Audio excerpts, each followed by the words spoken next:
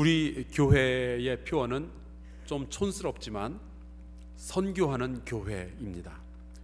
선교가 우리의 목표이고 우리의 정체성이며 우리의 사명입니다. 그렇다면 우리가 선교해야 할 대상은 누구이며 우리에게 열려진 선교의 기회는 어디에 있을까요? 3주 전부터 설교 시리즈 창문을 통해서 선교에 대한 비전과 성경의 가르침 그리고 세계적인 선교 전략에 대해서 여러분과 함께 나누고 있습니다.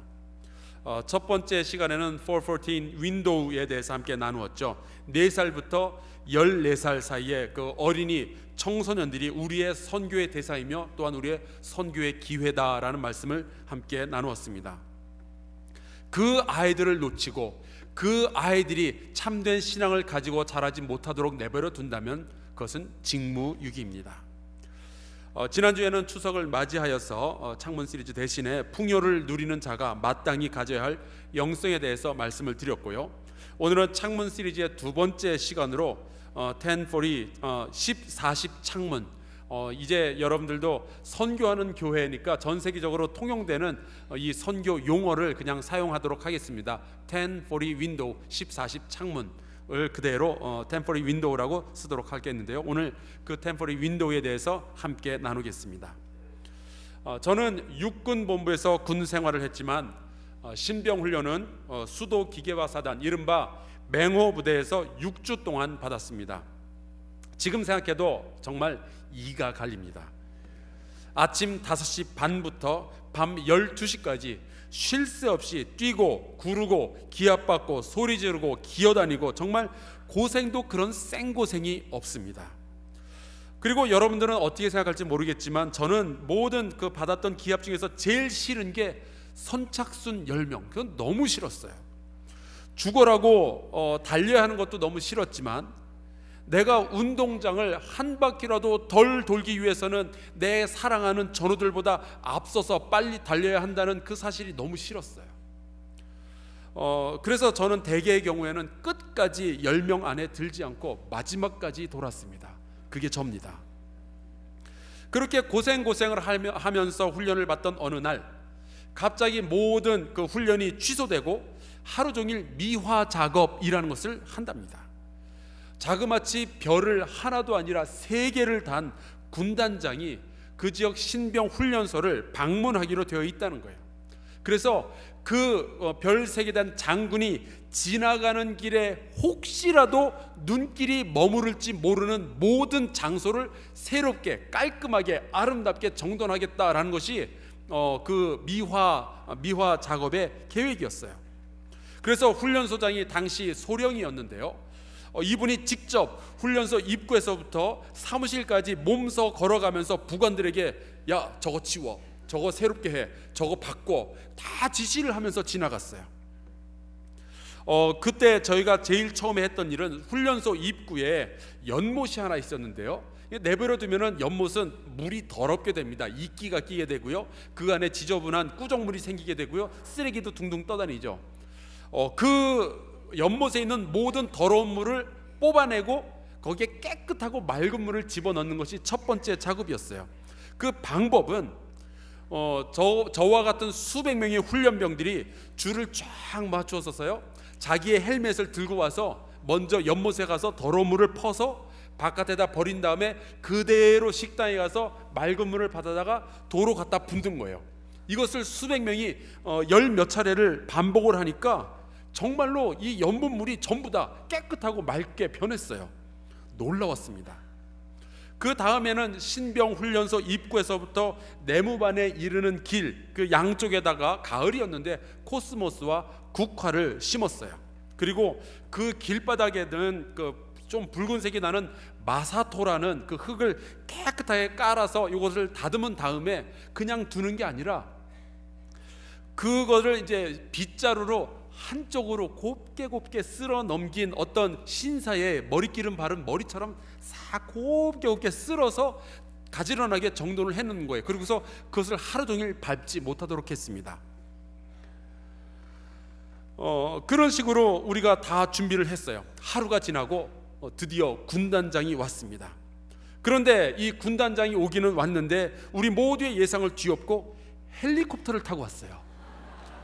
그리고 훈련소 뒷산에 헬기장이 있었는데 거기에 잠깐 내려서 훈련소 소장과 몇 마디 이야기를 나눈 다음에 그냥 헬기 타고 다시 가버렸어요.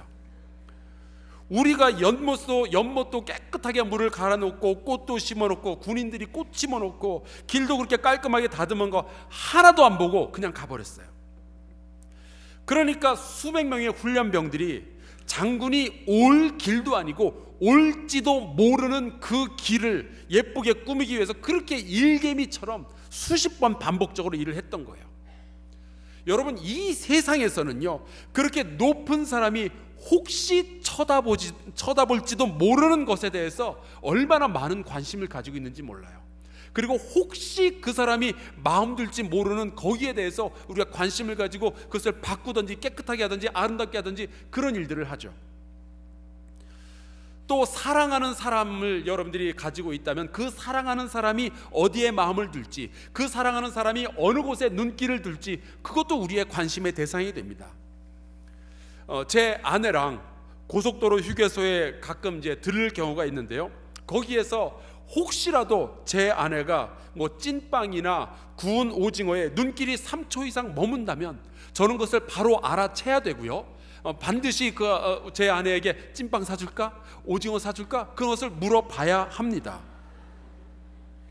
또 여러분들 아시는지 모르겠지만 저는 우리 모든 성도들로부터 사랑받는 한사랑교회 담임 목사입니다. 그래서 많은 분들이 저의 눈길이나 저의 언어나 아니면 저의 마음에 관심을 가지셔요. 작년에 제가 설교 시간에 호두파이를 좋아한다는 말을 한마디 했다가 일주일 사이에 거의 호두파이를 10개 정도 제가 선물을 받은 적이 있었습니다. 제가 그 정도나 되는 사람입니다. 너무나 감사했고 참 잘 먹었지만 제가 한마디 한 것 가지고 그거를 우리 성도들이 마음에다 뒀다가 땀을 흘리면서 손수 파이를 구우셨을 것을 생각하니까 너무너무 죄송했어요. 그래서 요즘은 설교 시간에 제가 사과파이도 좋아합니다 그런 얘기를 못해요.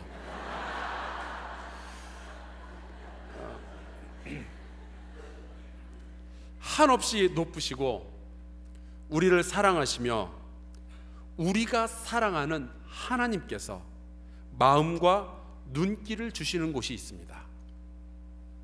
우리를 창조하셨고 우리를 구원하셨고 우리를 다스리시는 왕 되신 바로 그 하나님께서 관심을 가지고 눈길을 주시는, 바라보시는 곳이 있습니다. 그분의 사랑이 향하는, 그분의 심장이 향하는 곳이 있습니다. 그것은 바로 잃어버린 영혼들이 살아가는 곳입니다. 오늘 우리가 함께 읽은 이 요나서에 나오는 이야기가 바로 그 하나님의 마음에 대해서 이야기하고 있어요. 어느 날 하나님께서 요나라는 이름을 가진 선지자를 부르셔서 니느웨로 가서 그 도시가 40일 후에 멸망할 것이다 라는 소식을 전하라 라고 말씀하셨습니다. 니느웨는 고대 사회에서 폭력과 잔인함 그리고 음란함으로 아주 유명한 도시였습니다. 이스라엘에 소돔과 고모라가 있었다면은 아수르와 바빌론에는 이 니느웨라는 도시가 있었어요. 그런데 이 요나는 불행히도 불량 선지자였습니다. 하나님께서 가라고 하신 니느웨, 오늘날의 이라크 북부 지역으로 가기보다는 오히려 그 반대 방향, 지금의 다시스, 오늘날의 스페인 지역으로 배를 타고 도망을 칩니다. 그러다가 하나님께서 일으키신 폭풍 가운데서 바다에 던져지게 되고요, 거대한 물고기에게 먹히게 됩니다. 다행히도 물고기 뱃속에서 회개를 했어요.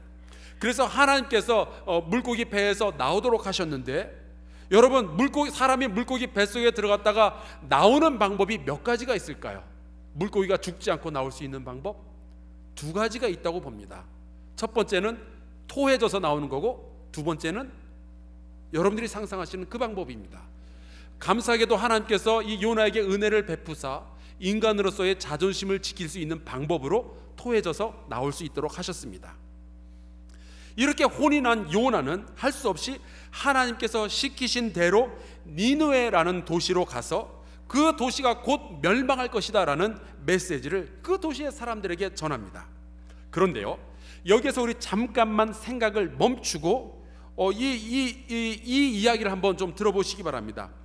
하나님께서 그 니느웨라는 도시를 멸망시키기로 작정을 하셨다면 왜 굳이 그들에게 멸망할 것이다라는 소식을 전하게 하셨을까요? 하나님께서 그 도시를 멸망시킬 거라면은 그 완전히 무방비 상태에서 아무것도 준비가 되지 않은 상태에서 그냥 하늘에서 불벼락을 왕창 내리시면은 간단하게 해결이 되는데 왜 하나님은 굳이 그들에게 니네가 멸망할 것이다 40일 이후에라는 소식을 전하게 하셨을까요? 생각해 보세요. 두 사람이 권투를 한다고 칩시다. 근데 한쪽 사람이 내가 오른쪽으로 돌면서 당신의 주먹을 슬쩍 피하며 나의 왼쪽 주먹으로 당신의 오른쪽 턱을 치면 끝. 뭐 이런 식으로 싸우는 사람이 누가 있어요? 가능하면은 상대방이 예상치 못한 시간에 예상치 못한 장소로 공격을 해 들어가야 상대방이 망하게 되는 거죠. 그런데 하나님은 굳이 니느웨 성을 멸망시킬 거야, 40일 후에 그럴 거야, 그러면서 날짜까지 가르쳐주면서 니느웨 사람들에게 전하라고 하셨어요. 멸망의 날까지 이 니느웨 사람들이 공포에 떨다 죽으라고, 아니면은 도망갈 기회를 주려고 그렇게 하셨을까요?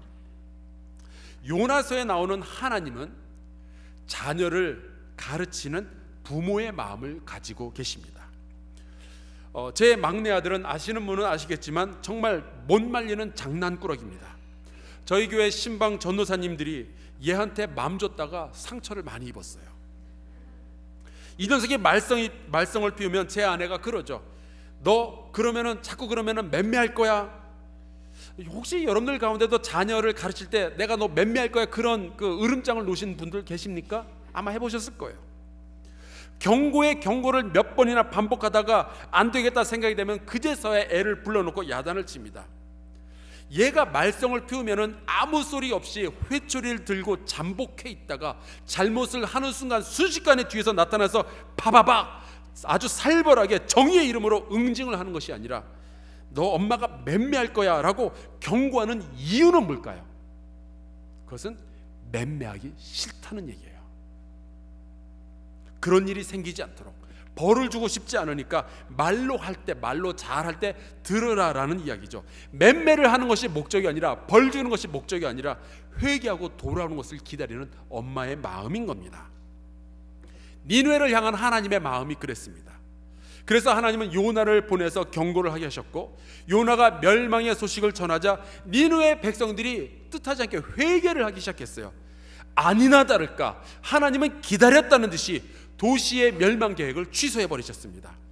여기에서 분명히 보여지는 이 하나님의 성품이 있는데요, 하나님은 아무리 큰 죄를 지었어도 회개하고 돌아오는 하나님의 자녀를 거부하지 않으시는, 그리고 항상 받아주시는 아버지와 같은 분입니다.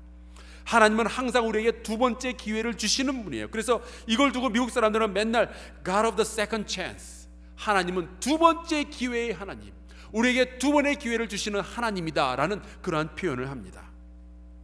그런데 요나는 그 하나님의 마음이 마땅치 않았어요. 오히려 이해하지도 못했습니다. 그래서 요나가 말합니다. 내가 하나님 당신께서 그러실 줄 알았습니다.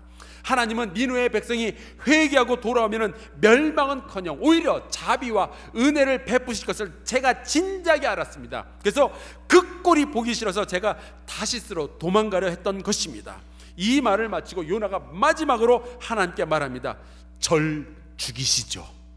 전 더 사는 게 싫습니다. 내 눈에 흙이 들어가기 전에는 저 못된 니느웨 백성들이 잘되는 꼴을 볼 수가 없습니다. 저희들에게 은혜를 베푸시려거든 차라리 저를 죽이십시오. 막 나가자는 거죠. 하나님께 협박을 하는 겁니다. 날 죽이든지 니느웨를 멸망시키든지 둘 중에 하나를 선택하라는 겁니다. 제가 요나를 괜히 불량 선지자라고 부르는 게 아니에요. 지금 이 순간에 그런데 요나는 자기의 과거를 새까맣게 잊어버린 것 같아요. 자기도 하나님을 거역해서 도망가다가 잡혀 죽을 뻔하다가 하나님의 은혜로 겨우 살아났는데 그거를 잊어버리고 다른 사람이 하나님의 은혜를 받아서 다시 살아나는 게 아주 못마땅해가지고 이렇게 하나님 앞에 덤벼들고 있는 거죠. 꼭 누구를 보고 있는 것 같은 줄 아세요? 거울 보고 있는 것 같아요. 우리를 보고 있는 것 같아요. 정의를 부르짖고 책임 소재에 대해서 막 따져들고 누군가를 비난하는 것에 참 열심이지만 정작 우리도 하나님의 은혜 아니었으면 살아남을 수 없었다는 사실을 모두 잊어버린 그러한 사람들, 요나에게서 그러한 사람들의 모습을 보고 요나에게서 저의 모습을 보게 됩니다. 우리는요, 우리에게 그렇게 못되게 군 사람이 혹이라도 하나님으로부터 용서받고 은혜 받을 수 있다는 생각하면 은근히 부하가 치밀어요. 좀 그러지 않았으면 좋겠는데. 이렇게 보면 하나님 앞에서 우리도 굉장히 불량한 사람들입니다.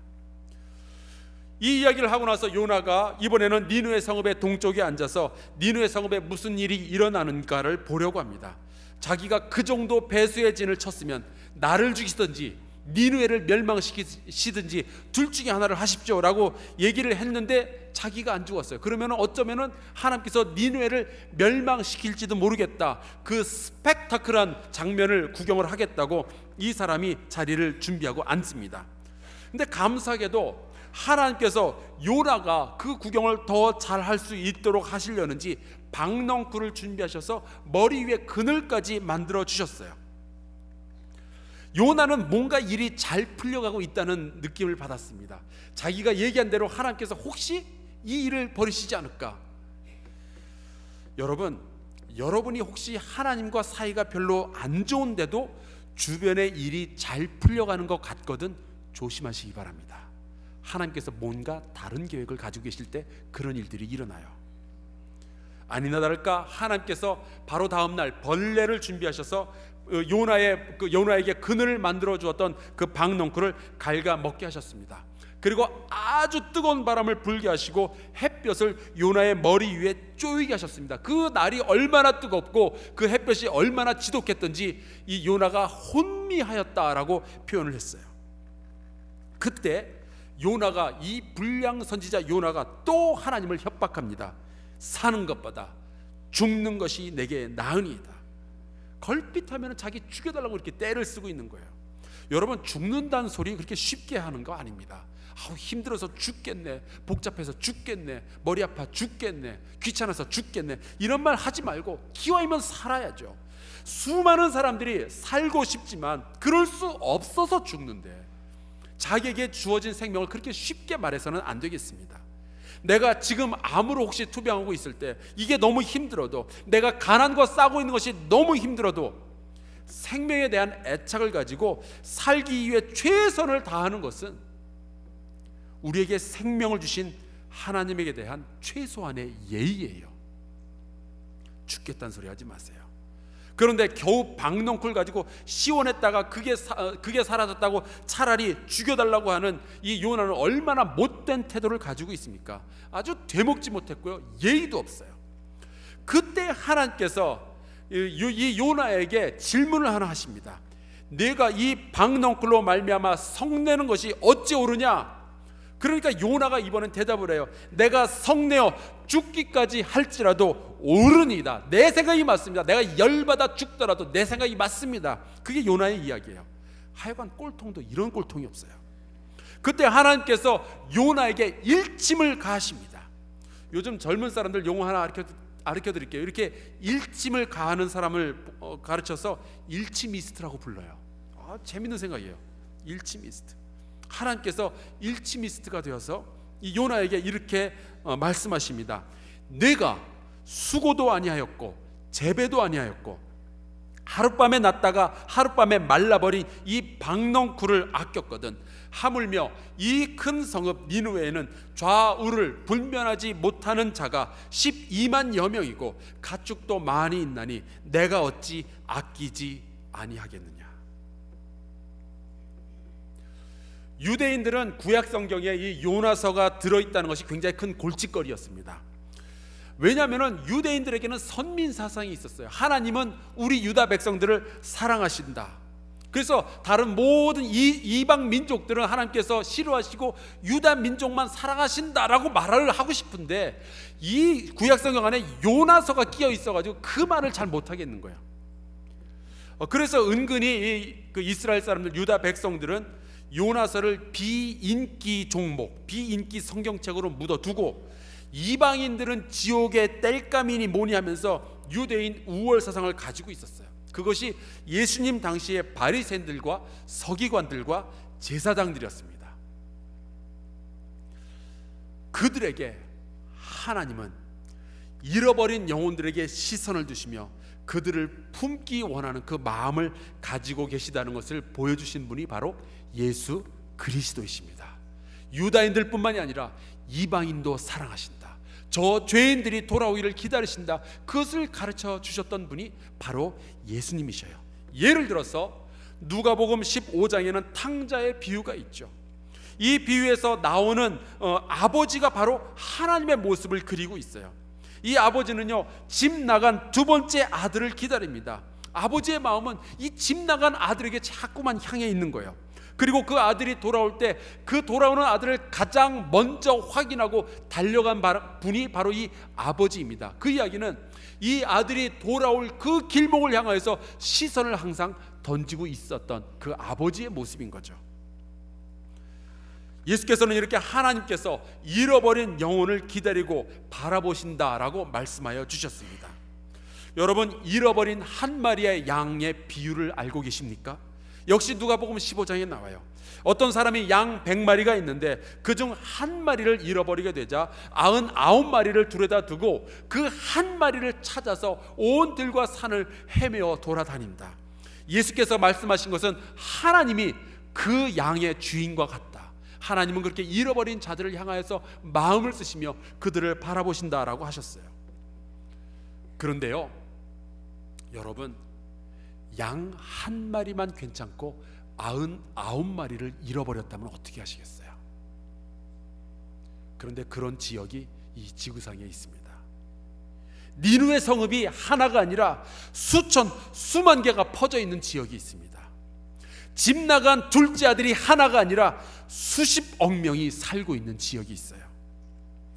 아픈 가슴을 가지고 하나님께서 돌아오기만을 기다리며 물끄러미 바라보시는 잃어버린 영혼들이 살아가고 있는 지역이 있습니다. 우리가 하나님을 섬기며 그 하나님을 사랑한다면, 그 하나님이 왕이라고 우리가 인정한다면 당연히 관심을 가져야 할 선교의 지역이 있습니다. 그것을 선교학자들은 1040 window, 1040 창문이라는 용어로 부릅니다. 북위 10도부터 북위 40도 사이에 있는 저 멀리 아프리카에서 극동 아시아에 이르기까지 이 모든 지역을 일컫는 말입니다. 원래 지도에서 보이시는 이 지역은 Resistant Belt라고 해서 기독교 복음의 적대적인 지역으로 불리워졌습니다. 그러다가 어느 날 루이스 부시라는 그 선교학자가 지도를 보면서 이 북위 10도부터 40도 사이에 이렇게 네모를 딱 쳐놓고 보니까 이것은 어떻게 보면은 10도부터 40도가 보이기 시작한 거예요. 그래서 이것을 1040 박스라고 불러야 되겠다라고 생각을 했습니다. 그런데 몇 주가 지나서 그분의 부인이 도리스 부시라는 분이 있는데 이분이 남편에게 이런 이야기를 해요. 그것을 1040 박스라고 하지 말고 1040 윈도우라고 하면 어떨까요? 왜냐하면은 그 지역은 복음의 적대적이지만 동시에 window of opportunity, 선교 기회의 창문이 되지 않습니까? 이것은 우리에게 선교의 기회죠. 그 이야기를 듣고 이것이 성령의 음성이구나 생각을 한 이 루이스 부시 박사가 이것을 그때로부터 1040 window라고 부르기 시작했습니다. 전 세계 인구의 3분의 2가 이 지역에 살고 있어요. 우리가 지금 70억이라고 하죠. 거의 40억의 인구가 이 지역에 살고 있습니다. 아까 25억이라고 비디오에 나왔는데 10년 전 데이터고요. 지금 거의 40억에 육박하고 있습니다. 전 세계 인구의 40%는 복음을 한 번도 들어보지 못한 사람인데요, 그 40% 중에 95%가 이 1040 윈도우 지역 안에서 살고 있습니다. 온갖 종류의 잡신을 믿는 사람들이 있고요, 거기에 인도를 중심으로 한 힌두교가 있고요, 중국을 중심으로 한 불교도 이 1040 윈도우 안에 집중적으로 퍼져 있습니다. 그리고 이 지역에서는 이슬람교가 왕성하게 성장하고 있어요. 이슬람교는 지금으로부터 30년 전 1980년대에 세계 인구의 18%밖에 되지 않았어요. 그런데 21세기에 들어오면서 23%로 성장을 했고요. 앞으로 10년 뒤면 전 세계 인구의 30%가 이슬람 교인이 될 거라고 합니다. 여러분, 어떻게 해서 이런 일이 일어났는 줄 아세요? 우리 기독교인들이 피임을 하는 동안에 이슬람교 사람들은 무지무지하게 애들을 낳았어요. 출산을 어마어마하게 했습니다. 이슬람 법은 피임을 금하고 있죠. 이들은 가능한 한 출산을 많이 해서 이슬람을 전파하는 것이 자기들의 의무라고 생각을 해요. 그래서 무진장 많이 낳습니다. 그리고 자기의 자녀들이 14 윈도우 4살부터 14살 사이에 그 연령대에 들어오면은 집중적으로 이슬람의 가치관을 그들에게 가르칩니다. 그래서 그 아이들 중에서 수니파도 나오고요, 알카에다도 나오고요, 요즘 한참 문제가 되는 그 IS도 그 아이들 가운데서 배출이 되는 거예요. 우리 교회 부부들 가운데서 현재 20대, 30대에 있는 부부들, 아이를 하나나 둘만 낳은 부부들 회개하시고 더 낳으시기 바라요.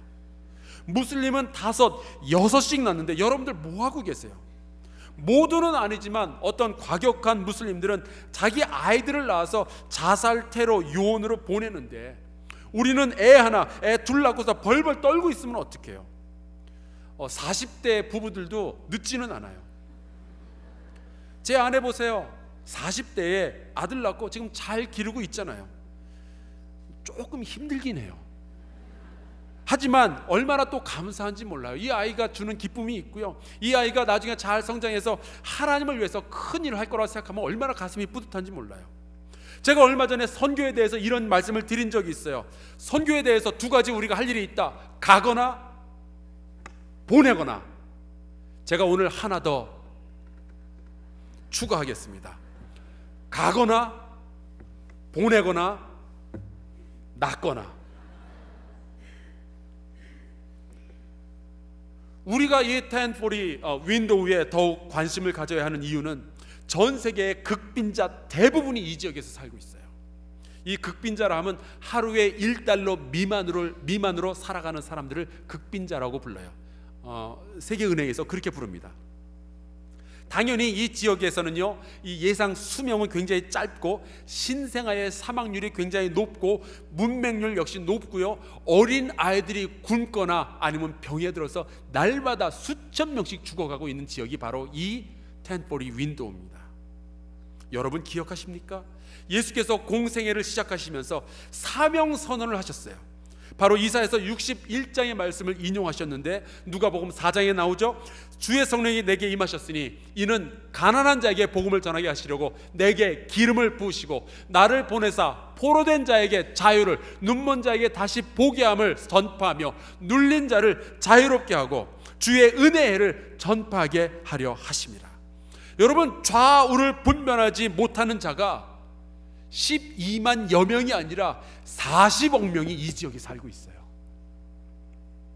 주님을 따르며 주님의 사명을 오늘날 우리가 릴레이로 이어가기 원하는 사람들이, 만나야 할 사람들이 가장 많이 있고 해야 할 일이 가장 많은 지역이 바로 이 1040 윈도우입니다. 창세기에 나오는 에덴 동산도, 갈대아 우르와 하란과 가나안 땅도, 오늘 우리가 요나서에서 보았던 이 니누에도 모두 다 이 1040 윈도우 안에 들어있는 지역이에요. 모두 하나님의 마음속에 담겨있는 지역이고, 안타깝게도 잃어버린 영혼들이 지금도 죽어가고 있는 지역입니다. 그러니 하나님께서 이 지역을 아끼시지 않겠어요. 놀랍게도 우리나라가 이 1040 윈도우 안에 들어가 있습니다. 불과 100여 년 전만 해도 전 세계에서 가장 못 살고 가장 더럽고 가장 복음화율이 낮은 미전도 종족이 바로 우리였어요. 좌우를 분별하지 못하는 사람들이 가득 찬 나라, 바로 그것이 대한민국이었습니다. 그러나 우리에게도 복음이 주어졌어요. 이제는 이 지역에 있는 1040 윈도우 안에 있는 많은 국가들 가운데서 그래도 가장 잘 사는 축에 속하게 되었고요, 그래도 그 가운데서 가장 복음화율이 높은 지역이 되었고요, 그 가운데서 가장 강력한 복음, 가장 강력한 성령의 불이 임한 나라가 바로 우리나라입니다. 이제 전 세계에 선교사를 가장 많이 파송하는 나라들 가운데 2번째가 우리 대한민국이 되었어요. 이제 우리가 하나님의 마음을 품고 있다면 우리가 나아갈 지역은 어디일까요? 바로 이 1040 윈도우입니다. 우리에게 전해졌던 그 복음을 우리와 다른 이들 21세기의 니느웨에 전해야 하는 그 사명이 지금 우리에게 있는 거예요. 하나님께서 아끼시는 그 지역, 그렇다면 우리도 당연히 그 지역을 아껴야겠죠. 하나님께서 아끼시는 인도, 하나님께서 아끼시는 미얀마, 하나님께서 아끼시는 인도네시아, 우리도 아껴야 돼요. 하나님께서 아끼시는 중국 땅을 바라보며 우리도 그 지역에서 살고 있는 잃어버린 영혼들을 아껴야죠. 열흘 전에 미얀마의 하와나가 족속을 위해서 우리 한사람교회가 그들의 언어로 성경을 번역을 마치고 그들에게 성경을 보냈습니다. 그리고 다음 달에는 저와 우리 교회 그 국외 선교부가 직접 하와나가 족속을 방문하게 됩니다. 이 지역이 바로 1040 윈도우 안에 들어있는 지역이에요. 성경 반입이 금지된 구역입니다. 그래서 먼저 많은 성경을 보내긴 했지만 혹시나 몰라서 우리 그 국외 선교부 팀과 제가 각각 성경책을 나누어서 숨겨가지고 그곳에 들어가야 됩니다. 우리가 선교사를 많이 보낸 필리핀도, 중국도 이 1040 윈도우 안에 들어있는 지역입니다. 저는 우리 한사람교회 성도들 한 사람 한 사람이 전부 이 1040 윈도우 지역에 이 속한 족속들과 나라들을 위해서 함께 기도하기를 소원합니다. 하나님의 나라가 이 땅 가운데에서 이 지구상에 완성되기 위해서 반드시 복음이 전파되어져야 하는 마지막 땅, 그것이 바로 이 1040 윈도우예요. 근데 이 1040 윈도우 안에 거의 30억 명의 사람들 중에 95%가 복음을 들어본 적이 없어요. 하나님께서 아끼시는 사람들이 있는데 그곳에서 복음 전하고 있는 선교사들을 위해서 함께 기도해야 되겠습니다. 왜냐하면 지금도 가장 잔인하게 기독교를 핍박하는 국가들이 다 이 1040 윈도우 안에 들어있어요. 더불어 기독교의 적대적인 지역이라 선교사와 목사의 직분을 가지고서는 이 지역에 쉽게 들어갈 수가 없습니다. 대신 가난한 지역이라 사업가들은 아주 쉽게 접근할 수 있는 곳이 바로 이 1040 윈도우 지역입니다. 저는 여러분들 가운데에서 하나님의 마음을 품고 그리스도의 복음으로 훈련된 사업가들이 많이 나와서 이 지역에 들어갈 수 있게 되기를 바랍니다. 여러분들 가운데 혹시 외국에 가게를 내거나 사무실을 개설할 분들이 있다면 기왕이면 이 1040 창문 지역에 하셔서 가난한 자들에게 일거리를 마련해주고 그들에게 교육의 기회를 주며 그들에게 하나님 나라의 가치를 전해주고 그리스도의 복음을 전할 비즈니스를 통한 선교를 할 분들이 많이 나올 수 있기를 바랍니다. 여러분들이 갈 수 없다면 그런 사람들을 보내셔야 되고요, 그런 사람들을 보낼 수도 없다면 낫기라도 하세요. 그래서 여러분들이 그 아이들이 하나님의 마음을 품고 잘 성장할 수 있도록 여러분들이 도와주시기를 바랍니다. 저 굉장히 진지해요. 가르치는 은사가 있는 분들, 영어든 경영학이든 미술이든 체육이든 음악이든 혹이나 여러분들에게 기회가 주어진다면 그 1040 윈도우 지역 안에 있는 미전도 종족들에게 가서 그들의 아이들을 가르칠 수 있기를 바랍니다. 앞으로 우리 한사람교회는 이 1040 윈도우에 속한 지역에 더욱 큰 관심을 가지고 일할 것입니다. 왜냐하면 하나님의 눈길이 그쪽을 향하고 있기 때문이에요. 하나님의 마음이 그 지역을 품고 있기 때문에요. 하나님께서 우리에게 주시는 질문이 있어요. 내가 이 지역을 아끼지 아니하겠느냐? 그 질문에 대해서 우리는 뭐라고 대답할 건가요? 하나님께서 아끼시는 그 지역 나도 아끼겠나이다. 내가 그 지역을 위하여 헌신하겠나이다. 그 질문을 우리의 가슴에 품고 주님, 그래서 내가 그 백성을 품겠습니다.